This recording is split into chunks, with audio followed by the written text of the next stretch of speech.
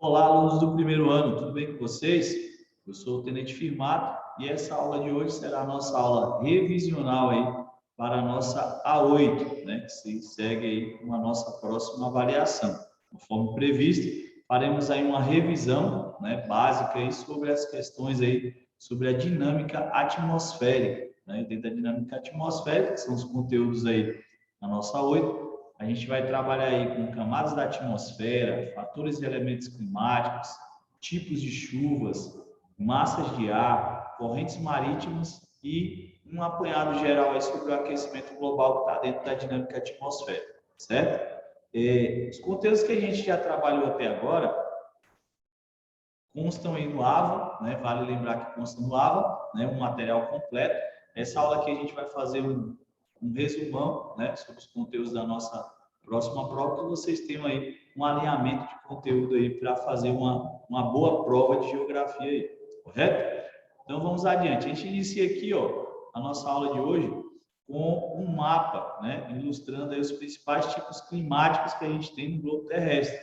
E aí vale lembrar que a questão climática ela está diretamente relacionada com as questões das latitudes, né? Assim foram definidas, né, o que a gente chama aí de zonas climáticas, zona intertropical, né, zona equatorial, zona temperada sul, zona temperada norte, né, zonas polares.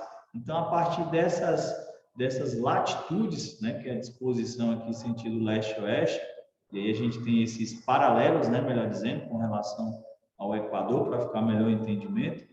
Então, a partir da latitude a gente consegue. Não é que a latitude ela é graus em temperatura, mas o deslocamento entre as latitudes vai nos dar aí áreas onde a gente tem uma maior, né, absorção de calor, de radiação solar, e áreas com menos incidência de radiação solar. E aí o que verifica as nossas zonas climáticas, né? Então, próximo do Equador, né, a gente tem temperaturas mais elevadas pela questão da incidência direta de radiação solar. Quanto mais eu me afasto do Equador, né, mais fria vai ser a temperatura, mais baixa vai ser a temperatura, porque eu vou estar me afastando aí das áreas onde a incidência de radiação solar é maior, né? Por isso a gente tem as calotas polares na Antártida, né, e na Groenlândia por conta dessa baixa incidência de radiação solar.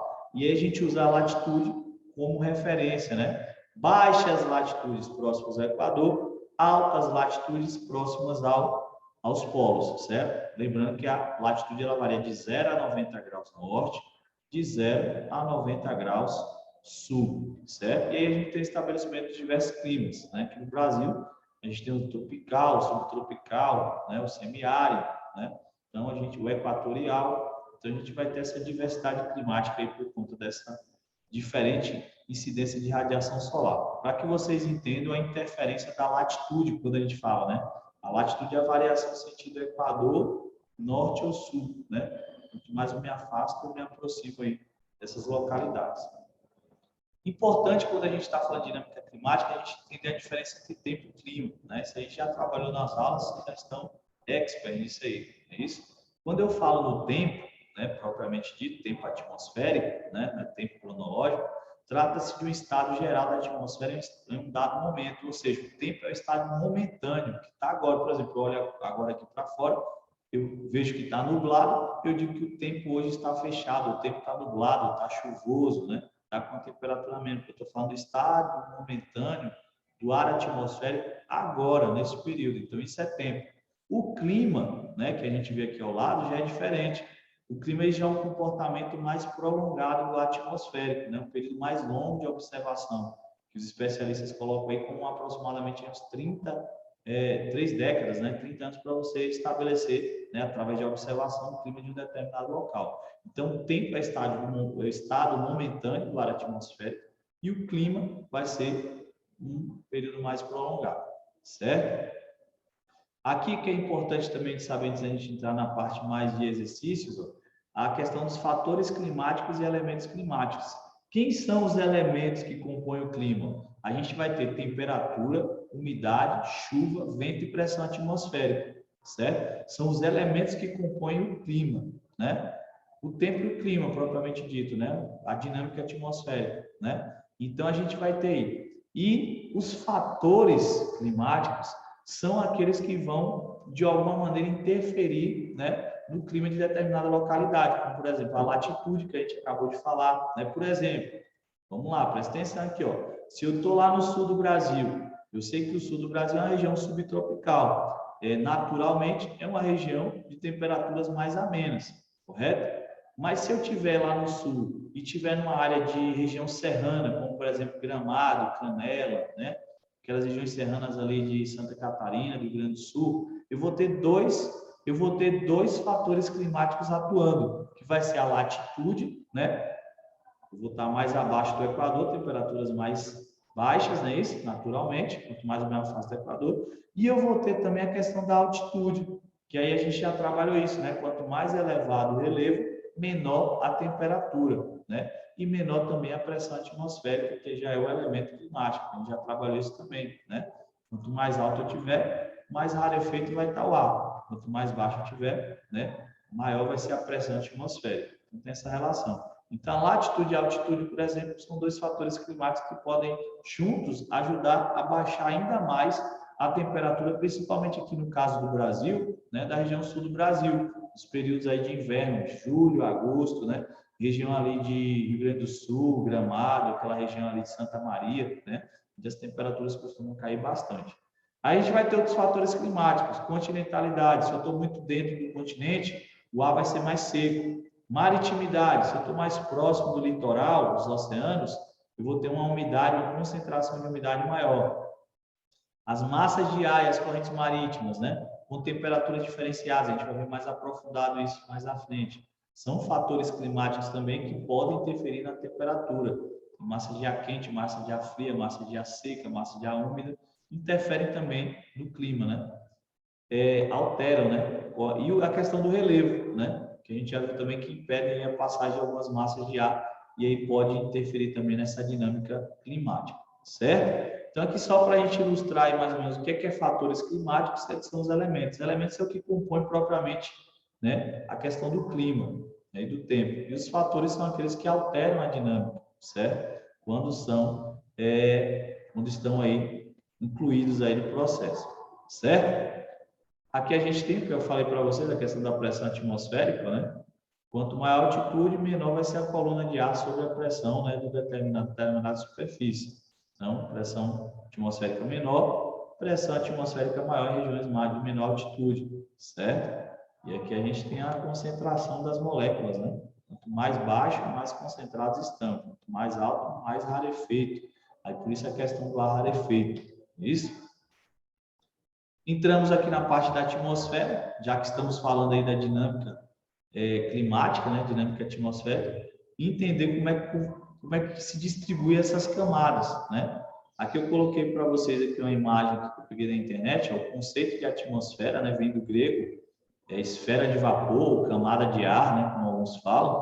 O conceito propriamente dito é a camada de ar que envolve a Terra, formado por vários gases, sendo principalmente oxigênio, nitrogênio, que juntos compõem 99% dela. Lembrando que o que a gente tem mais aí vai ser o nitrogênio, né? Aí divide-se em as principais camadas, que são as principais aqui que a gente trabalha, né, geralmente. Troposfera, que vai ser essa primeira, né? Tropo, né, camada mais baixa, próxima à crosta terrestre, envolvendo os seres vivos. É onde ocorre evaporação e precipitação, né? Condensação, ciclo hidrológico, chuvas. Representa 80% da densidade da atmosfera, mesmo sendo fina, né? Então, são aproximadamente 12 quilômetros aqui, ó, e onde vai ocorrer todos os fenômenos meteorológicos que vai ser na troposfera, né? Passou da troposfera aqui, ó, né, desses 12, 18 quilômetros que ele colocou aqui, ó, a gente não vai ter fenômenos meteorológicos, como neve, chuva, granizo, ventos, tempestades, né, furacões, raios, né? Tudo está abaixo aqui dessa camada que é a troposfera, dentro dela, melhor dizendo, né? Onde os aviões fazem os seus deslocamentos, as nuvens são formadas, a chuva, todos os fenômenos meteorológicos propriamente ditos, certo? Segunda camada aqui, ó, a estratosfera, né? A gente vai ter uma concentração de um gás aqui muito importante para a vida também, que é o O3, que é o ozônio, né? Então, se eu perguntar para você onde é que está localizada a camada de ozônio, na exosfera, ionosfera? Não, estratosfera, é na segunda camada, na próxima, depois da troposfera, a gente vai ter aí, né, a camada concentrada aí de O3, do ozônio, que é responsável por filtrar os raios ultravioletas, né, e permitir com que a vida na Terra exista de uma diversidade maior. Caso não ocorresse aí essa filtragem dos raios ultravioletas, nós não teríamos, né, boa parte da vida da Terra aqui, por conta aí da incidência direta da radiação, certo? Então, a estratosfera concentra o ozônio, certo? Então, a camada de ozônio está na estratosfera, que é um filtro natural da Terra que absorve aí os raios ultravioletas, que fazem mal aí à saúde humana, né? São nocivos à saúde humana, certo? Terceira camada, número 3, a gente tem a mesosfera, né? A temperatura atinge aí os 130 graus negativos, né? Diminuído drasticamente em razão da altitude, certo? Então, o que a gente vai ter mais interessante é essa baixa de temperatura aí na mesosfera. Ionosfera, que é o número 4 aqui, vai ser a transição entre a Terra e o espaço, né? Até você ir para a estratosfera, né? Vai ser você faz todo o processo aí de saída da órbita, né? Da camada, área de influência, né? Do planeta Terra. Então, na ionosfera você tem a transição entre a Terra e o espaço, o cosmos, né? Em razão da radiação solar. A temperatura atinge aí, ó, 1.500 graus Celsius, né? Na ionosfera. Né? Então, por isso a importância dos foguetes serem preparados, né? Principalmente quando eles retornam à atmosfera terrestre, ele tem todo um isolamento, né? Para poder não pegar fogo, né? Não explodir. Já aconteceu de alguns foguetes explodirem, né? Mas né? Pegarem fogo aí com esse atrito de entrada aí na atmosfera terrestre. E, inclusive, os fragmentos, né? Que a gente tem espaciais, quando eles adentram a nossa atmosfera, eles pegam fogo justamente por conta, né, desse atrito e dessa alta temperatura aí da ionosfera, certo? Então, aqui a gente viu um aparato geral aí sobre as camadas da atmosfera. Troposfera, ela vai ser a que a gente mais estuda, que a gente mais tem eventos, né, meteorológicos e tudo mais, enquanto que a que está mais próxima é a que vai ser a mais movimentada. Tanto é que o nome, né, troposfera, tropo turbulento, esfera camada, camada turbulenta, a camada que acontece em todas as movimentações, certo? E é nessa mesma troposfera aí, ó, que a gente vai ter os tipos de chuvas. São vários tipos de chuvas. Eu trouxe uma questão aqui para a gente trabalhar sobre os tipos de chuva, que inclusive a gente vai ter aí vários outros. Eu vou focar um pouco nessa chuva frontal, que ela é uma das mais comuns, né? Que a gente vai ter, que é a chuva frontal, que está relacionada também às frentes frias, né? Quando você tem uma grande massa de ar frio se chocando aí com a massa de ar quente, né? E aí você tem a formação aí desse tipo de chuva frontal aí, decorrente aí do choque entre as massas de ar frio, né? Provenientes de frentes frias, geralmente, e a massa de ar quente, certo? Vamos aqui para a questão para a gente entender um pouco sobre essa dinâmica das chuvas. Na figura abaixo, indicados pelos algarismos romanos 1, 2 e 3, estão representados os 3 tipos de precipitações pluviais, certo? Então, aqui a gente tem um processo de condensação, né? Ciclo hidrológico, formação de nuvens, certo? Aqui embaixo, todos os 3 com estações, lógico, 1, 2 e 3, porém, cada um, né, com uma dinâmica diferente, certo?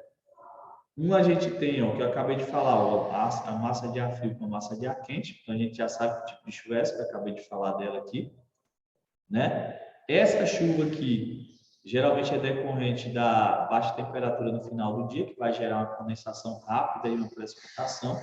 E essa aqui, que é a questão do barlavento, né, que é o relevo, né, é o relevo atuando no processo de precipitação da chuva, barlavento, solta-vento.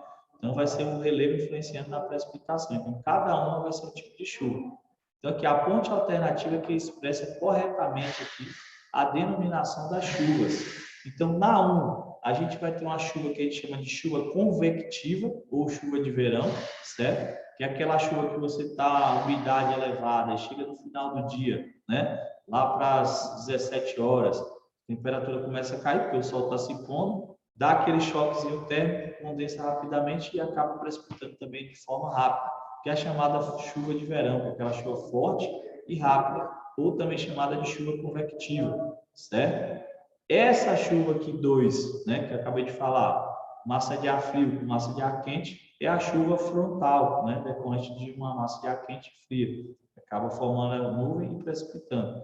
E a 3 vai ser aí a chuva de barlavento, ou chuvas orográficas, né? O nome correto é chuvas orográficas. Chuvas ocasionadas em função aqui da influência do relevo, certo? Sobre a precipitação dessa condensação aqui, certo? Então, a alternativa que vai contemplar aqui, ó, né? Corretamente vai ser a letra C. Número 1 corresponde a uma chuva convectiva, certo? Número 2, chuva frontal, que a gente viu anteriormente aí o exemplo. E o número 3 vai ser aí as chuvas orográficas, ou também chamadas chuvas de relevo, certo? Em decorrência do relevo influenciar na precipitação, é o que ocorre muito lá no Nordeste brasileiro, né? Lá da Borborema, vem a umidade da parte do barlavento, né? Do mar, umidade, massa de ar carregada de umidade. Ao chegar aqui no plano da Borborema, no Nordeste, a nuvem precipita e parte aí pouca umidade para a região solta-vento, o que configura aí a questão do clima semiárido lá no sertão nordestino, certo? Em decorrência dessa dinâmica aqui, dessa chuva orográfica também, certo? Então, fechamos aí a nossa parte aí sobre tipos de chuvas, correto? Vamos adiante aqui. Deixa eu só operacionalizar aqui para a gente ir para o próximo. Deixa eu só. Vamos lá.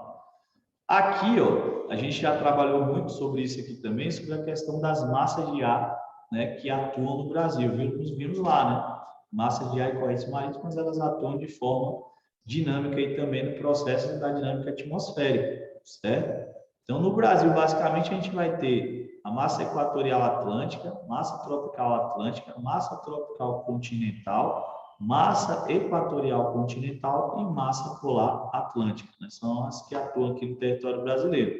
Porém, essa atuação delas varia de forma aí, dependendo aí, né, da estação do ano. Isso que eu coloquei aqui, o verão e o inverno, né? Aqui pela legenda a gente já sabe qual é a massa de ar quente, massa de ar frio, massa úmida e massa seca, né? Então, todas as massas, né? Vamos colocar aí, vou colocar exceção, né? Todas as massas praticamente são massas de ar úmida, né? Com exceção, né, da massa tropical continental, que é formada aqui na região do Chaco, né? Ali Pantanal, né? Divisa ali com os países aqui da América do Sul, Brasil, América do Sul, né? Então aí a massa equatorial continental, né? Dentre essas aqui, uma das mais interessantes vai ser essa massa equatorial continental. Por quê? Geralmente, quando a gente fala de massa equatorial continental, a princípio vem à mente que ela vai ser seca, pelo efeito da continentalidade.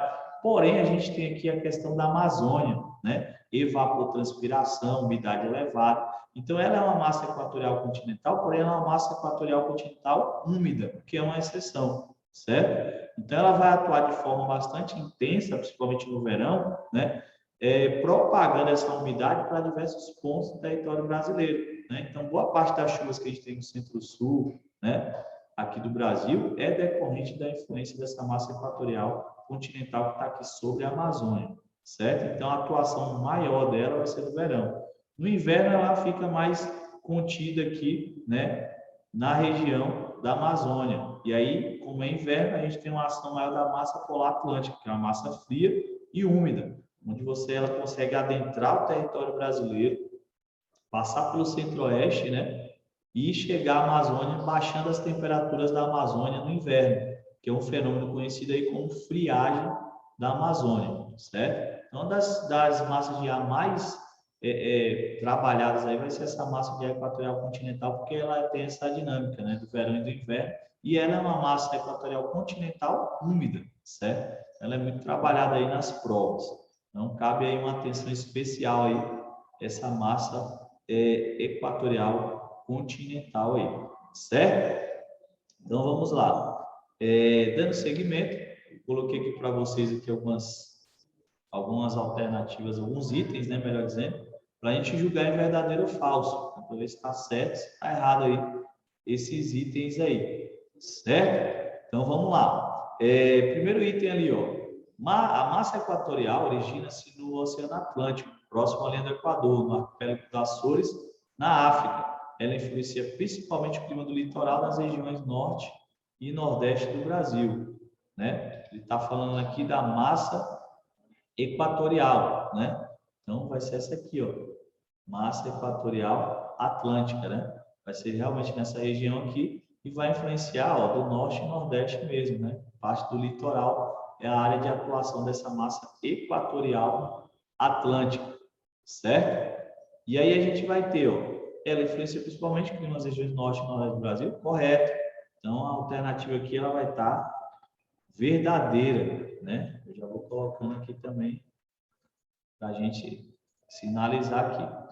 Segundo item, embora a massa equatorial continental origine-se no interior do continente, ela é muito úmida, em virtude de uma grande evapotranspiração da floresta amazônica, que transfere muita umidade para essa massa de ar. Verdadeiro ou falso essa daí? A gente acabou de falar, né? Estava comentando com vocês aqui na anterior que a gente vai ter justamente isso, ó, a diferenciação dessa massa equatorial continental, que ela é continental, porém, pela evapotranspiração da Amazônia, ela vai ter uma grande quantidade aí de umidade. Então, julgamos esse item aqui também como verdadeiro, certo? Verdadeiro, certíssimo aí. Próximo, item número 4, como a massa tropical continental origina-se no interior do continente, em uma região não florestal, ela é muito seca, sendo a principal responsável pela existência de uma estação muito seca na zona do clima tropical típico, que abrange a maior parte da região central do país. Certíssimo também, ó, né?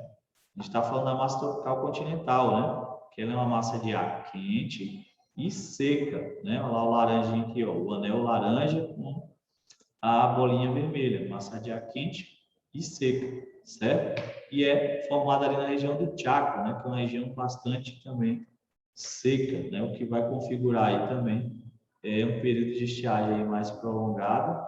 Opa! Deixa eu ver aqui. Verdadeiro também, certo? E o item de número 5, ficou 8 aqui, deixa eu corrigir aqui a gráfica, a numeração aqui. Então, a gente vai ter o item de número 5, a massa de polar, né, origina-se na região da Patagônia, no extremo sul da América do Sul, em uma região de latitude média e de climas mais frios e úmidos. Vamos ver aqui se está batendo aqui, ó. Massa polar atlântica. A região da Patagônia, essa região aqui, sim, né? É uma região de latitude média, sim, né? Baixas latitudes próximas. O Equador vai passar aqui mais ou menos, ó. Não é isso?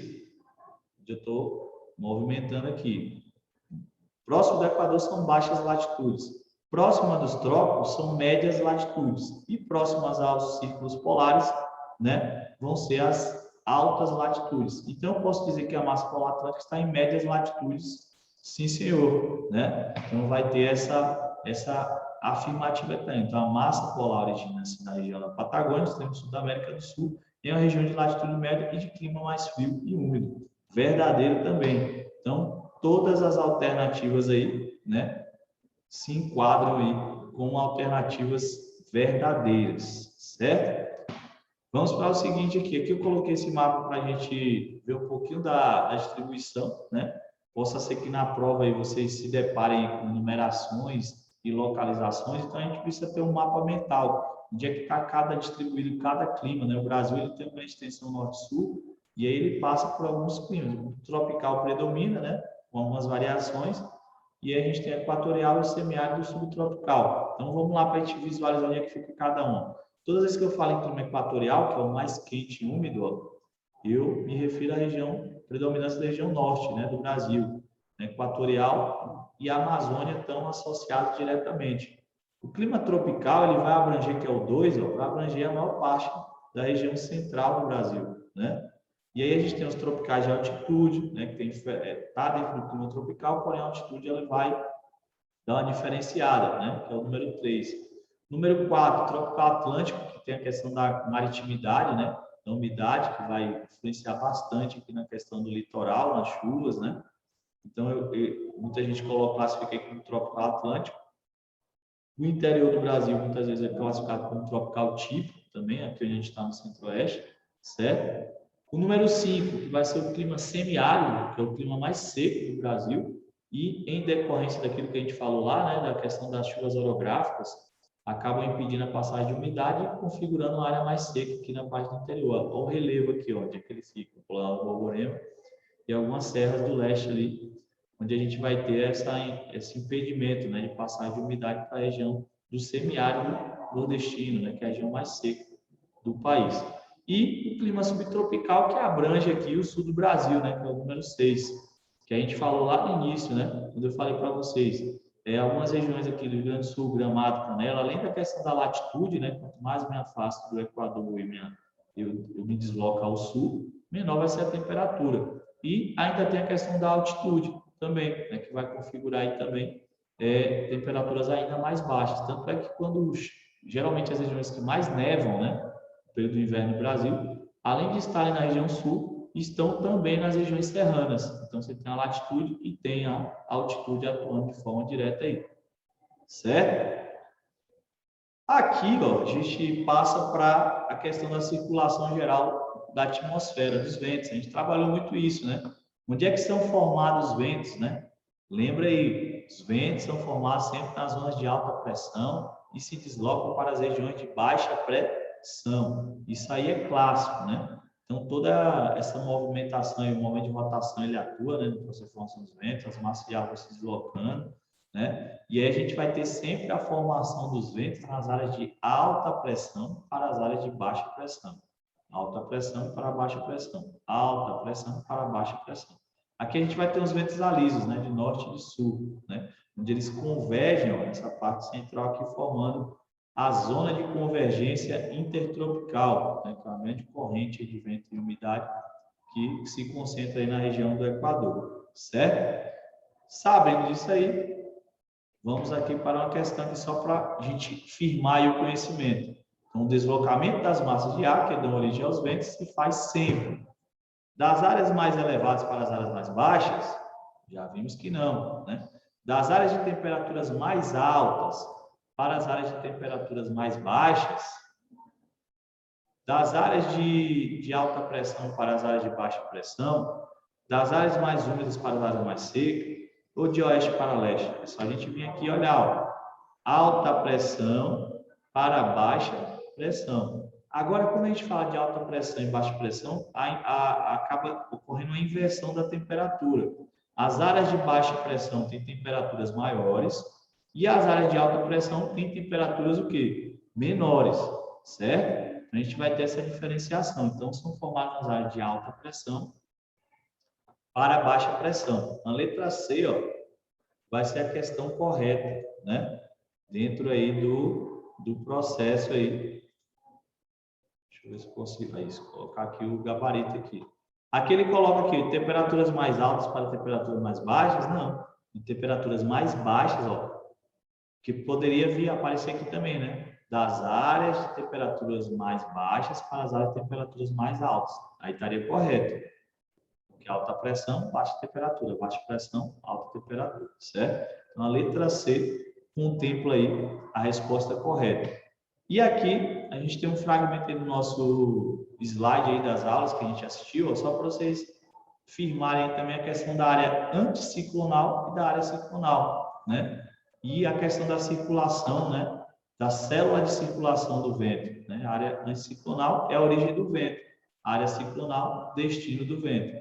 Então, seria aí, ó, a área anticiclonal, locais onde a pressão atmosférica é mais alta, onde o vento tem origem, né? E a área ciclonal, locais onde a pressão atmosférica é mais baixa, para onde o vento se destina. Então, os ventos são formados nas áreas anticiclonais, certo? E partem para as áreas ciclonais, ok? Então, é importante que vocês entendam aí onde é que se forma essa questão do anticiclonal, ciclonal, para poder não confundir no momento ali que for responder uma questão, certo? Dando segmento, que a gente tem as correntes marítimas. Sobre as correntes marítimas também atua, a gente já falou um pouco delas, vamos aprofundar, temos as quentes, né? As mais frias. E não sei se vocês perceberam que é diferentemente da questão das zonas climáticas, as correntes marítimas às vezes ocorrem de na mesma latitude, ó, vamos passar aqui, ó, uma linha. Na mesma latitude eu ter correntes frias e correntes quentes. Corrente fria e corrente quente. Por que isso? Porque a dinâmica dela de deslocamento é diferente dos ventos, né? Então, geralmente, às vezes, uma corrente fria mais pesada, ela se desloca por baixo, ela se prolonga mais, né, da área onde ela foi formada, daquela latitude. Então, aquela água mais fria, ela consegue chegar um pouco mais longe, né?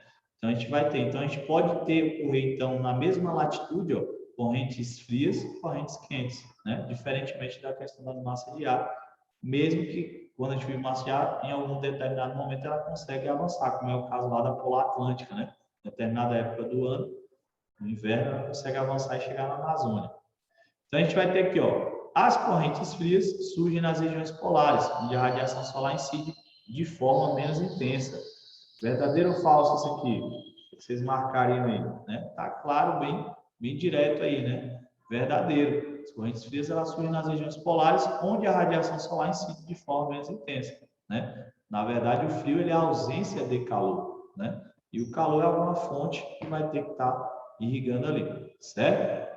Número 2. As correntes quentes são menos densas, possuem deslocamentos menos profundos e são mais rápidas, têm mais fluidez. Verdade, né? As correntes quentes, geralmente, elas se deslocam mais na parte superior, as frias mais embaixo pela questão do peso, né? Então, verdadeiro também essa afirmação aqui. E uma coisa interessante que se fala muito de correntes marinhas, ou marítimas, né? É a questão de qual a corrente ela é mais rica em nutrientes, né? Para os cardumes de peixe, se é a corrente fria ou a corrente quente, qual a mais rica em fitoplânctons, né, que é a base lá da cadeia alimentar lá do ecossistema marinho, né? Então vai ser as correntes frias, né? Geralmente a gente encontra, desculpa, uma quantidade maior de cardumes em áreas onde você tem aí correntes mais frias, certo? Você vai ter mais fitoplâncton, vai ter uma quantidade de cardumes maior aí, correto? Diante. Ainda sobre clima, temos aqui o famoso El Niño e La Niña, né? Que são os dois eventos associados ao clima, né? E que estão diretamente relacionados aí ao aquecimento e ao resfriamento das águas do Pacífico e que tem uma atuação no Brasil muito forte. Eu coloquei esse mapa aqui porque a gente confunde muito, né? Quais são os efeitos de El Niño e La Niña no Brasil, né? Na agricultura brasileira? Aqui, ó, essa ilustração é bem didática, porque ela vai mostrar, ó, o sol representa a seca, né? Estiagens prolongadas, a nuvenzinha, chuvas mais abundantes, né? Alagamentos, possivelmente aí, certo? Então, o que é o El Niño caso? O El Niño, né? Vai causar aí no território brasileiro. De uma forma geral, chove muito na região sul, inundações e tempestades na região sul, e seca no Nordeste, né? Então, qual é o efeito, né, do El Niño no Brasil? O El Niño, está falando dos dois aqui, El Niño e La Niña, né? O El Niño primeiro. Então, o El Niño ele vai causar. Então, se eu disser, o efeito do El Niño no Brasil vai ser estiagem prolongada no Nordeste, secas na região amazônica, tá certo? Inundações, enchentes no sul do Brasil, correto. Se for o La Niña, que é o inverso, aí inverte, né? O que era seca no Nordeste vem a estiagem para o sul e inundações e chuvas para o norte. Então, focando aqui no El Niño, que é o que a gente mais trabalha, vai ser o quê? De forma geral, estiagens prolongadas no Nordeste brasileiro e Norte e inundações e chuvas e tempestades descontroladas na parte mais centro-sul do Brasil. Ok? Então, aqui, consequências no Brasil. A atuação do El Niño no Brasil provoca secas em algumas áreas e o aumento das chuvas em outras, ocasionando profundas alterações meteorológicas, que impactam na questão da agricultura, na questão da geração de energia, né? Então, a gente vai ter aqui, ó, no Brasil, no sul, aumento das temperaturas médias e os volumes da chuva, né? Aumenta, chuvas abundantes no sul e sudeste, pequena elevação nas temperaturas médias no inverno. No norte, menos chuva no norte, ó, seca, lembra lá que a gente viu o solzinho? E períodos de seca mais frequentes. No nordeste também, longos períodos de estiagem, né? Chuvas sem chover por um período prolongado. E no centro-oeste, a tendência de chuva acima da média, né? Então, centro-sul, chuvas, norte e nordeste, estiagem, certo? É a principal atuação do El Niño, né? No Brasil aí, certo? E contemplando aqui a questão climática geral, sobre o efeito estufa e aquecimento global, que a gente já trabalhou, né? O efeito estufa é a capacidade que o gás carbônico vai ter de segurar, né, manter, né, a terra aquecida, o nome já está dizendo efeito estufa. O efeito estufa em si ele é benéfico, se não fosse ele a gente não tinha essa grande variedade de vida na Terra. Porém, com o agravamento, o aumento da população, industrialização, urbanização, aumento do consumo, queimadas, né, a quantidade de gases que a gente tem emitido aí para a atmosfera, a gente tem agravado, né, o efeito estufa, e o agravamento do efeito estufa que é o problema principal, né? Aí já passa a ser maléfico. A gente aumenta a concentração de gases poluentes na atmosfera. Esses gases em maior concentração, gás carbônico, ele vai reter uma quantidade de calor maior. Essa retenção de calor agrava o efeito estufa e acaba ocasionando aí o que? O aquecimento global, que é nada mais nada menos que o aumento da temperatura média da Terra. Quando eu tenho um aumento da temperatura média da Terra, o que vai acontecer? Eu vou ter alguns desequilíbrios aí nessa dinâmica atmosférica, que é o que a gente está vendo muito aí nos noticiários, né? Chuvas muito fortes, né? Fora do normal em algumas localidades, temperaturas elevadas extremas, né? Em alguns pontos, né? Queimadas ocasionadas por essas temperaturas elevadas, ondas de calores, né? Então, tudo isso pela questão desse aquecimento, além da temperatura normal, né? Um aumento médio da temperatura normal que gera todo esse desequilíbrio atmosférico. Então, a radiação do Sol chega à superfície da Terra, aquece a Terra. 2, esse calor é mantido na superfície porque os gases do efeito estufa funcionam como um cobertor, né? E não permitem que ele se dissipe. Do 3, em uma situação de equilíbrio, a quantidade de gases do efeito estufa presente na atmosfera é absorvida por processos naturais como a fotossíntese, né? As árvores têm essa capacidade de sequestrar o gás carbônico. Porém, aqui é a parte boa. Quando ele é mau, né, no 4 aqui, a má fama do efeito estufa vem da ação do homem, a ação antrópica, né, que emite mais gás carbônico e outros gases tóxicos, o que a natureza consegue neutralizar,